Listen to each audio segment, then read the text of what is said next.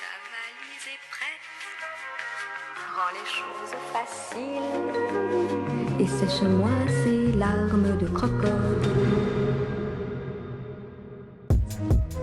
This is the JBL clip, and while it may not officially be on sale right now, it is a pretty good execution of a very good idea. While it may not be the best execution of that idea in 2019, it does set a very good baseline for what will hopefully be the JBL Clip 3 review. Let's start with hardware. JBL Clip is a very portable speaker with a clip on top. Now as you can see, I kinda broke the plastic clip on the top, as did many of the JBL Clip owners. It is seemingly weak when you try bending it a little too much, so I'm hoping the metallic clip on the JBL Clip 3 will be stronger, and a little bigger. Under the clip lies a circular puck, which is just a little smaller than the Google Home Mini. The front is covered in a grille with an outdated looking JBL logo. The rim or side of the speaker is covered with a flush set of buttons and a sad little micro USB port, which I mean is forgivable since this thing is pretty old. Coming to the back, JBL packs a built-in aux cable, which is way more handy than I thought. It helps me connect the speaker with everything that has an audio jack, and Bluetooth helps me connect with other things that don't. That Bluetooth is pretty fast, and it almost immediately connects the speaker to something that was previously paired with Bluetooth. Unfortunately, the rubber ring surrounding the aux on the back does come loose with time, since it only uses double-sided tape to stick to the back of the OG clip.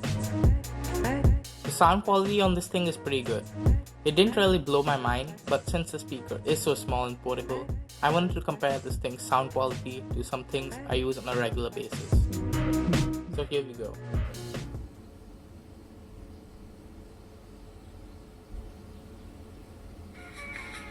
Ta valise est prête, rends les choses faciles et sèche-moi ces larmes de crocodile.